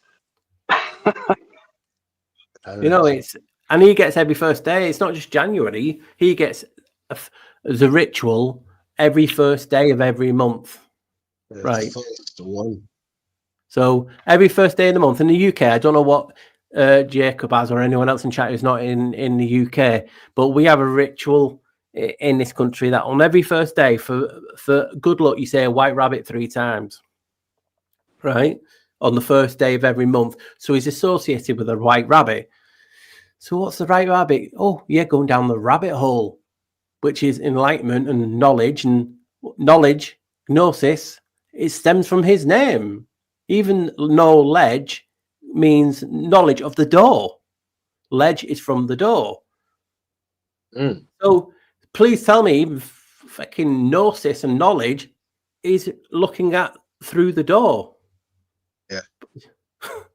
And I've shown that. I've not made it up. I said, here, you look at that word. You look at that word in all videos. So even that is broken down to tell you about the door. And what does it say in the Bible? That, you know, there was a door created that no one can shut. What's this door? Oh, yeah. Some people say it's the pineal gland.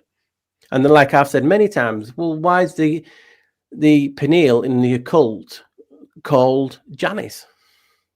Oh, yeah. So, you know, these things all add up. And when you add up and the pile is taller than you, I'm sure it's shit that you should be looking at it. Janus. I like that. And why in the UK would you have on Janus's day? You probably all remember this from school, lads. Pinch punch, first day of the month, no return, wasn't it? Yeah. Oh yeah, no return. That's the end part. Yeah. And also, some of the older guys, chaps in the chat from the UK, will know that your grandparents and so on New Year's Eve would open the front door, you know, and then close it and open the back to let the good look in, you know. And you know, again, it's a ritual to Janus. Think about it. Janus, his other name Noah. These two names together made maritime law.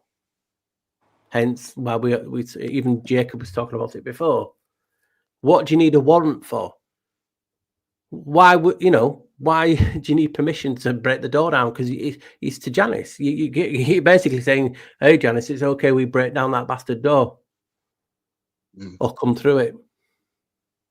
You know, why the vampires can't get through? It's the power of the door.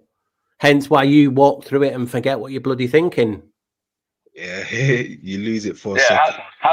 How many times has every person listening to this walked into a room to go get something and you walk in and you go, oh crap, what did I come in here for? And it's called, by scientific terms, I've made videos on it, it's called the doorway effect. Yeah. So if that happens in a door, what happens through an arch? What happens when you come through your mother, through the pubic arch, through the waters, breaking the waters, coming through? Your mind gets wiped. Yeah, that's crazy. And again, why is this topic not looked at by better minds and talked on, you know, than me? You know, you shouldn't just have me talking about it. Well, more and more people are now, but they just use my shit and then just steal it. You know what I mean? But hey, I'm not. I don't exist on that part, you know. But again, you know, it's a mind blowing topic, and that's why I get excited when people like the video that I was talking about. Jacob, I just done a video talking about basically talking about the simulation, and again in the wire. Basically, we've got this wire connected to the hard, you know, the system, and that's what we're all trying to break, or basically have a wireless version of it where we can intimate between our own realities and so on, and how it's tied to the telephone and line. And we're talking about how we forget things all the time.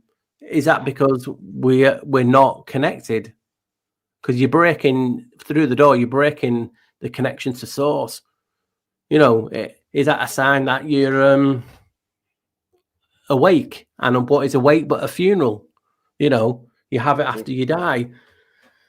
It's all these things just need looking at and spoken to, you know, a lot better than me.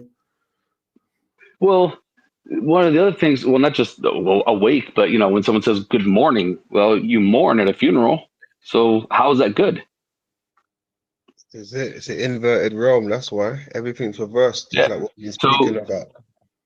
now, one of the things as far as like the wirelessly, I think that we originally were wireless, and we could all, like, in a sense, telepathy. That we had a more developed pineal gland than what we have now. I mean, look at all the bullcrap they've been feeding us for generations, and the toxicities and stuff that's, you know, catered or caked onto our, not just our pineal glands, but our brains in general. I honestly think that we used to communicate, you know, in a sense, just by thought. We didn't even have to, you know, speak so much. Because we have vocal cords, voice of God. So if you know the power of something, you don't waste that power by just saying, Exactly. you know, you can, you know, and a lot of us get, you know, deprogrammed out, basically detuned, you know, hence we're coming through the amniotic fluid and you're wiped. So then you've got to learn all this shit, you know, as you're going. Well, if you think about it, this actually makes a lot of sense what we're talking about, guys. And I'm going to kind of reflect this back on us. I'm sure that most of you, in fact, almost everyone that's listening to what I'm about to say, you're going to know someone like this. They're quiet. They sit back. They just kind of observe more than anything.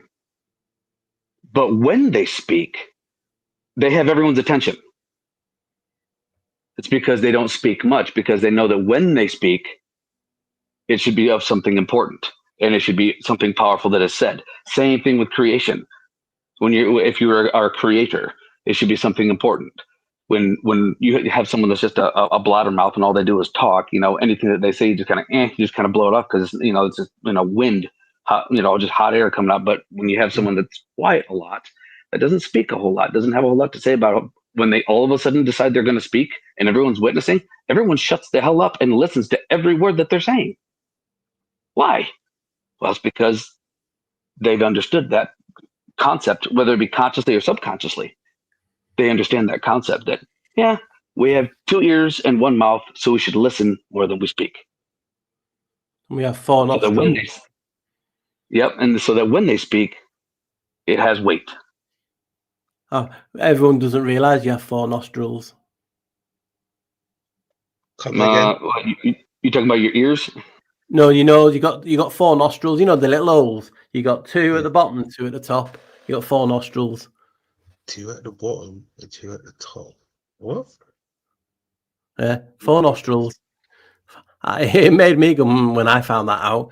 Like Google, I made an old video. I don't think it's on my channel anymore. It's on me Odyssey one, but basically Google is go ogle, so that's connected to you know, ogling. Probably why a lot of people are nosy bastards, but I don't look for curtain twitches. I don't actually look at anything, but they're very nosy. Anyone got any questions for the guys in the chat before we run it down? Go on, there's got to be some questions. You can't have listened to that for an hour and 40 minutes. Not, you know, I think I've got a question. Don't be shy. We got a bunch of shy cats. Well, yeah, but you know, we've had a good chat. And we'll just wait for a few more questions coming. But yeah, it's like when you talk about your topics that inspires you. It's like, well, why does no one else see it? And maybe that's the point. You know, that's why I try and be objective. It's like, well, surely people can't see this, and this is why I want to show it. You know, think about it. You know, from Masons, everyone all the way up, all have rituals to Janus, and it's all been there. You know, even the other day in my last video, I've been talking about these topics for years, and then put 2 and 2 together. That obviously IP address, IP is Janus's name, Ionos Pater. You know, so that was in the last video, and that was thanks to one of the guys watching the chat. Just, hey, Paul, you've talked about that and that. Could that be that? And I'm like, damn. I've been talking about for 10 years and I didn't even think of that, because it was just right there in front of me.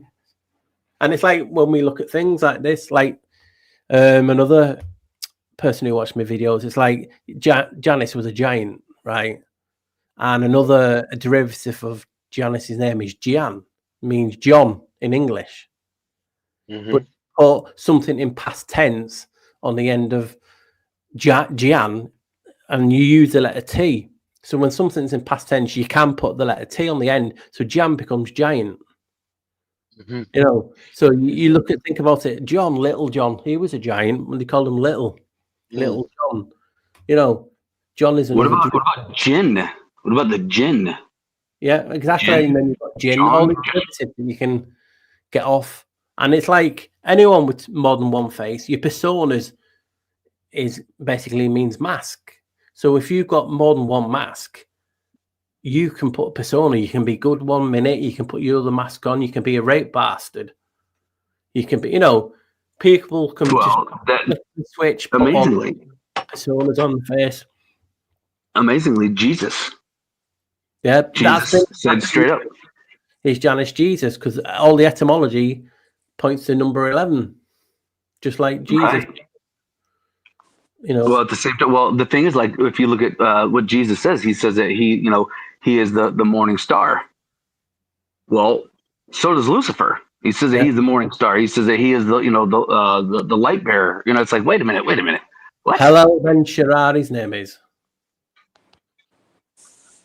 Hello, Ben Shirar. And that just translates into that, what you're on about. And obviously, Venus then comes into point of view. And, it's like there's just so much. And that's why, I know, obviously, I can't say for your stuff, Jake, because, I've talked about your things over the years. Like, Sam's not made it, but passes on stuff and has his own thoughts. But when you make content, if you've not got a big following, like we've not, it's just taken as crap, like, and some of the stuff that I've been helped with over the years, people's not even got a channel, and it's crazy, and that's why I tell people, don't look at the sub count. That just means, the people can buy the subs, for God's sake. People don't even realize that. Yeah. I had people messaging me saying, I'm shill, I'm a gatekeeper because my videos got adverts. And I'm like, do you not remember getting a fucking email off YouTube saying they hold the right to advertise in any video? They hold a right that you don't have to be monetized to have adverts. You just have to have a video that gains traction, and then they're like, shit, we're going to put an advert in that. That's it. And I even put the image on the fucking post so people can see. It's just, they just look for any excuse. And it just, when it comes to the size wise, Paul, this is something that I kind of had to realize. When you're doing your research and you're speaking to the audience that you have, your message is not necessarily to wake up masses and to have a great following. It's to wake up others that are to wake up others. Yeah. We just don't see the full fruit of it. Do you know what I mean? I like that. That's what I've always said. Just get one person to look at things differently, and that's what I've always said. So I've said I'm happy to walk away any day now, because I've done enough. I just like making videos. The other stuff I don't like, and I've been always honest on that. I don't get much time free, so I like to just exercise my brain by making videos, and I just share them, and hopefully over the years I've opened someone's eyes to looking at something differently, and now it's just like what we say in the UK, it's like gravy now. It's just, it's a free hit, so you can you can walk away happy. Oh yeah, well that's the thing. Sure, a lot of us could walk away and not do anything else, but at the same time, there's a part of you, our subconscious knows better. And Paul, I already know. Like, I know that you've walked away for a bit and you came back is because your subconscious isn't letting you walk away. It's like, no, you get your butt back in there because you ain't done yet. Yeah. Hey, you're not lying, Jacob. You drive. It is part of your genetic makeup. The reason why you are here at this time. I like that, Jacob. Hey, hey, Paul, he's not lying. He's not lying. There's plenty of times I'm like, you know what, forget this. Then it's like, get back out there, boy. There's still time left. There's still game time. And it's like with me. Like, honestly, this is the first time I've done any kind of a podcast or like spoken like months, probably almost a year, probably. I'll bet it's been quite a while. But I know that I'm not done yet. That's why I haven't closed either one of my channels down. I just don't know what to do with it yet. It's like, well, Solar Wolf is probably just I'll just change it to it's always been a backup channel, but yeah, I'm just gonna have to completely revamp Jacob of Ephraim, and it's gonna have to be something different because the whole solar weather forecasting is just, oh crap. It's like, man, and I mean, it really gutted me. Like, that was the only thing that I was like, okay, I know this part's right. I know this part's true. Like, okay, the religion thing, that's a man-made construct. That's all bull crap, blah, blah, blah, blah. Yeah, well, at least this part's true. No, it's not. Crap. I had to, lose every bit of identity of who I was to be something different. God had to take me down. If you want to say, we'll just say God for an argument's sake. But God had to take me down to scratch to start over for me to find my own identity of who I actually am, to do what my mission actually is. I'm just showing on screen something I took many years ago. Can you see it? Yeah. Yeah. Not the moon. Not the moon, no. No, it's whatever it was. It had. Yeah, fingers by the side of it. Yeah. What is it? What is that we're looking at? I wouldn't know. It just something that took many years ago. I just saw something weird in the sky moving. Obviously, it's not a helicopter because obviously I can hear the helicopter. It wasn't nothing running silent, but you can just see like whatever it had outside of it. Whoa! What is that? That's pretty wild. Bizarre, isn't it? Yeah. Yeah. Mary's dropped a question in the chat, by the way, Paul. Oh, wait, I'll just stop sharing and I'll go and have a look now. What's it? Oh no, yeah, that's bizarre though, isn't it? It's like not plasma like, it's more like just an egg that's a light, isn't it? Right, well, what question can you remember who said it? Mary Bostwick. A little bit further up in the chat. Oh, that one, is that a question or? I don't think so. Maybe you got somewhere up. Yeah, sorry. Oh, I'm trying to make a channel.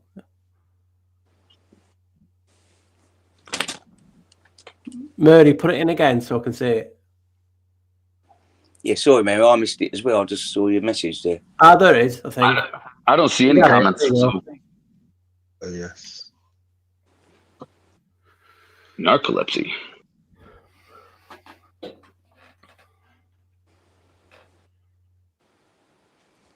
There's just so much weird crap in there. I don't mean Murray's weird. I'm just saying, you had shamans, ancient people, witch doctors. 1 minute they're burned at the stake, what next minute they're worshipped and revered, depending on who's been trying to gain control. Yeah. I'm just falling asleep. It's crazy, and it's like maybe.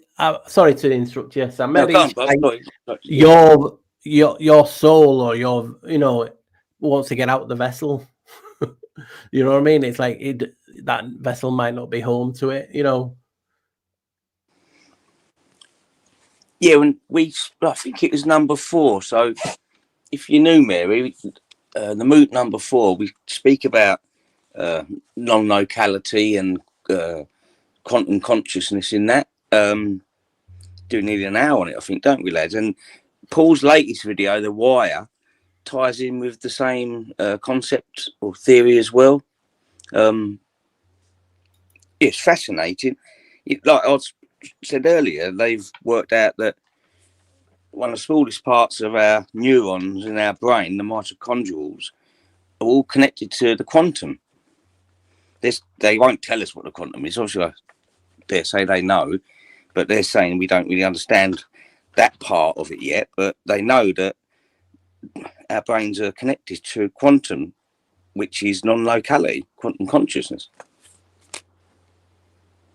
It's crazy if you think about it, because you don't, we all theorize a lot of stuff in it. I mean, I remember watching a program once, like I think it was a comedy, or I don't know what it was, but God came down to earth basically and lost his memory. You know what I mean? And shit went to fan because there was no one in control, basically. And it's thinking about it. If we've got a piece of God in us,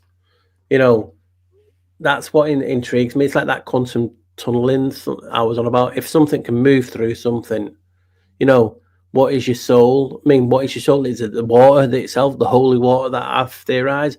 Is it you tied to another vessel, your soul, tethered with this cord or with this wire?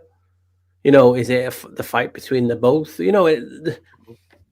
And when we look at anything, there's not just one answer. It's like if I'm looking at it from my Janus, I'll always try to find something in that and ancient history and think London will have his eye, you will have your consciousness and different things, and Jacob he's weather and the plasma in the sun.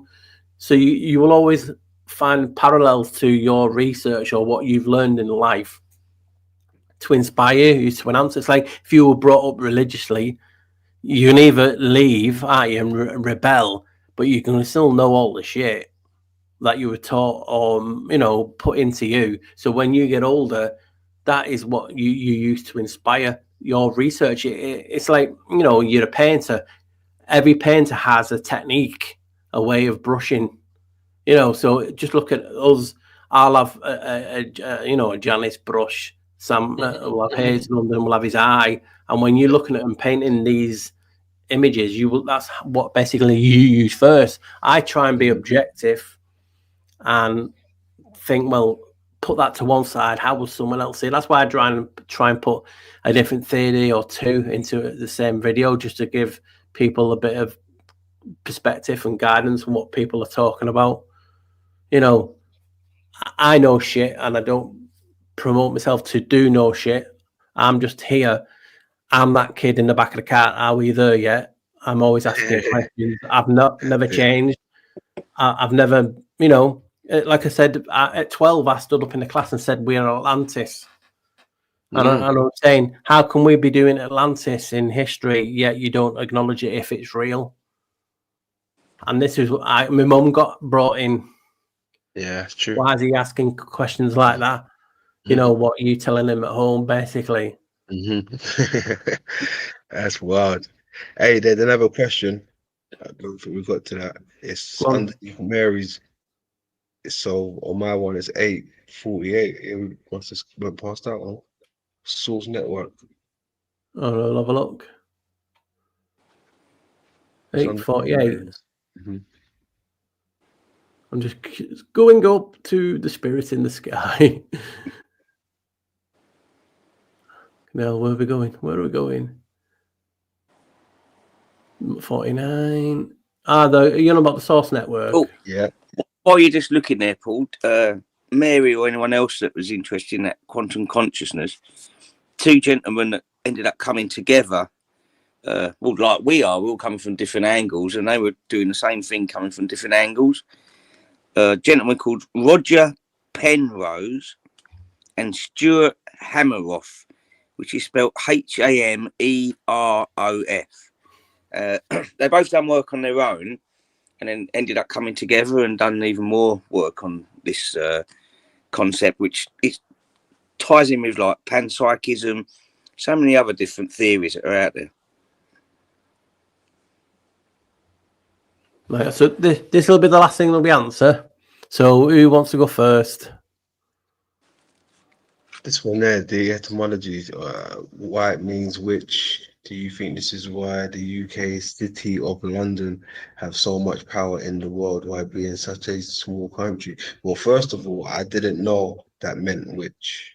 So salutes to you. Sorry, excuse me, my mic was down there. Salutes to you. Mike test. Salute to you. That's good breaking down. I don't know. It could be. It could be. I mean, when I'm thinking of witch, I'm thinking of more like the matriarch type head of the household. I don't really think of witch like an old lady, how they would, tell us. And we have secret societies that is also run by ladies only. And most of the findings that I've been coming across, it seems to come back to a female body. All right, the stuff is named after a female entity. Everything's attached to a female entity, whether it's a female spirit or a female body. So Yeah, it's where they get the like Wicca from, innit? The female. okay. As you know, I've done. I think this is one of the first videos that you started watching, Sam, if I'm not right. I mean, I might be wrong, but many years ago, I did a video on the City of London.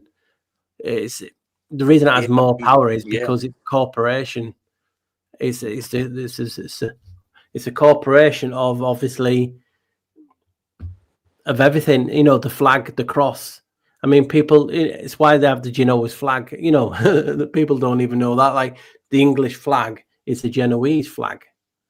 You know, that little town in Genoa that's named after Janus. Oh shit! Shouldn't have said that. Oh, get cutting down here. So the England paid Genoa for the privilege of flying the flag because they had one of the best navies. Obviously, they were always in battle with the Venetians. So they have that flag, the white with the red emblazed cross to represent the 11. You know, that's all it is. It's the 11. The Phoenicians. It's funny you say that because the Phoenicians are the ones that are running most of the show on this realm right now. I don't believe so. Well, that's just me. I believe they're the fall guys. They're like the you know, when you're the general, you'll have your foot soldiers. Right. Well, people don't even know. Sorry to interrupt you, Jacob. People don't even know that. They always talk about level, you know, the 33rd Masons. They don't even realize it goes up to 99. Yeah. I showed that exactly 10 years ago. It goes up to 99, level 99. Who's the 100? Is there 100? But that's what I'm saying. The truth in community is its own downfall at times because they're only saying this, they're only saying that. And things, you know, like a fashion is like City of London is the actual 33rd, again, the 33rd state of England, basically. If you counted it, it's its own anomaly. It's got its own police force. Yeah. And it's just over, I think it's like 1.1 miles long. Again, something like near the 11s, you know, and all the secret societies, all the banking networks, all the guilds. It's basically the corporation running strong, you know. You know, that's why the king, what's his name now? William the Conqueror, is it? If I remember me video, he walled the city. He put a big bloody wall around it because he was sick of them, the power that they had. Oh. You know, and obviously there was an ancient London wall because on one of the streets in my video that they've put the London Stone in one of the buildings, which again added to an 11. And they don't know where this stone came from or theorize it was part of something ancient. You know, they said London originally in Roman times was built by giants. It's an intriguing topic, looking at the City of London because of its entity. You know what I mean? Because they're separate, they have tumors, like, you know, and it's like, why do you have all this thing? Why is this corruption? Because it's basically like the corporation that we talk about, you know, the Crown Corporation. And that's basically what it is. And it stems back to people don't even realize, like, you know, when I say to some of you guys and in the chat, you'll go, who set up banking? People will automatically say, oh, yes, the Knights Templar.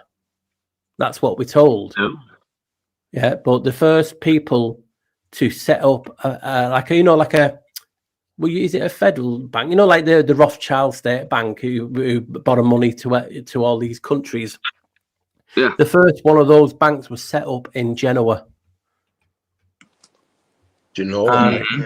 You know what I mean? And Yeah, so Genoa, that's Geneva, right? In Switzerland or Swiss bank account. that's the second. That's where it's remolded again from Genoa. Genoa is in Italy. It's just not far from France. It's well, where I was getting at was it's called the Gateway, unfortunately. Gateway. Jeez. Yeah. And hang on a minute, Jacob. But what at the moment are they doing? 3 stooges that are being run. I won't mention their names here. You probably know if you're looking into it who they are. Helping push a movement at the moment. And what's being put up all over the country, the UK, Genoa own flag, basically. Yeah. On every lamppost. Interesting. And you know what's funny? Because people say, "Oh yeah, it's the St. George's flag," and this is what's intriguing. So it's actually the Genoese flag. Now, they've been going on about it so long, but the Genoese flag used to have they were that powerful. They had colonies all over the realm, and they also had a colony in Istanbul, in Turkey. And in there's a Genoa Tower still there today, and it's an anomaly. And they had Odessa, they had places in the Russian steppes, you name it, they had it. The Black Sea, and that's where the plague came through on one of their boats. It's just crazy. Again, it's a topic that's how I originally found Janus, looking at Genoa, and I was like blown away. It's like, bloody hell, the country's named after Janus. In the cathedral, there's a carving basically saying he's a progeny of giants. And Genoa also means to kneel. So when they did all that kneeling shit years back with the face mask on, it's just a ritual to Janus, two-faced, all these things trace back, and it's just crazy. So you want to share something quick before we finish? Yeah. Yep. Why are you getting that up, London? I spoke to someone who sort of had a go at me about not getting involved, putting these flags up and that. He said, you're supposed to be patriotism and all these sorts of stuff. And I went, right, so what flag you putting up? He said, flag of St. George. I said, well, he was a foreigner. I said, that's what you're fighting against, isn't it? I said, I don't agree with what's going on, but you're just putting up a foreigner's flag. And he just looked at me blank, basically. He's like, what are you talking about? So you have a look into it. I know you won't, but there you go. So ask yourself this: who is the guy accredited for finding most of the free world? Columbus. Yeah, he was born in Genoa. Oh. Why is that not talked about? He's also a Collins, which is why these are their colonies over here. And you've got the Colombians, you got the British Columbia, you've got the District of Columbia, you've got the country Columbia. This goes back pretty deep. It's like one of the things I was saying, that the Colombians or the Collins date all the way back to the Phoenicians, and the Phoenicians are the ones that are running the post offices, the Universal Postal Union, which is the highest jurisdictional authority in the entire world. Every single war that we have been a part of, gentlemen, in our lifetimes that we can even look into, has all been over treaties expiring and fighting over territories, and none of us had a clue as to what was going on. I'll give you one example, and this is where you can start it, and you can start going back, and you won't find a single war that what I'm saying isn't true. Start with Pearl Harbor in Hawaii. When Japan attacked Pearl Harbor, the guy that dropped the first torpedo was literally 42 minutes early. If he had waited 42 minutes, he'd have been perfectly within the bounds of the treaty, because the treaty would have been expired, and we would have never bombed Japan. this is a very weird place that we got going on. But anytime you form a nation or a country, what's the first thing that you have to have? It's a post office. You have to be able to send and deliver mail. They are the highest. That the post office runs all wars. They run everything. All, I mean, even your Navy, your Army, your Marines, doesn't matter what country, they all have a postal authority to be in dock. You know, and when you go to the dock tour at the hospital and you are given birth and a boat is given birth to, like all of this runs through the post office. Like everything you just got to look at the word post al. AL can be changed to EL and posted at the door. Yes, sir. London, I just sent you something on. Yeah, I've seen it, brother. There you go. There is the other flag that you should be showing. Oh, it's small on this one. Damn. Will it not let you enlarge? No. I've got a bloody snapshot it. 1 second. Would it even let me snapshot? Oh, yeah, there you go. Oh. Yeah. Let me see if I can. Hold on, then I've got to come like this. That looks pretty similar to family crests.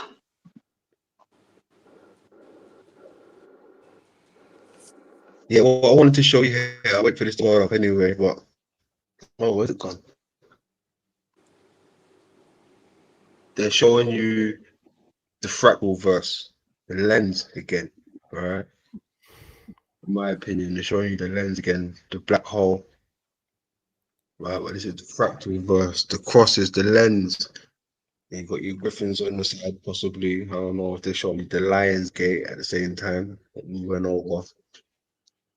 And even this part here, the crest, the curve down there, the cornea, possibly again. Right, we don't play on the other map. But the Genova, right, even when you split that word down, the ova, right, the egg in the middle, the celestial vault, right, the lens, it's the egg, right, the ova, right, when you split that Genova down, right, they're showing you the lens, that's the egg in the center, the ova.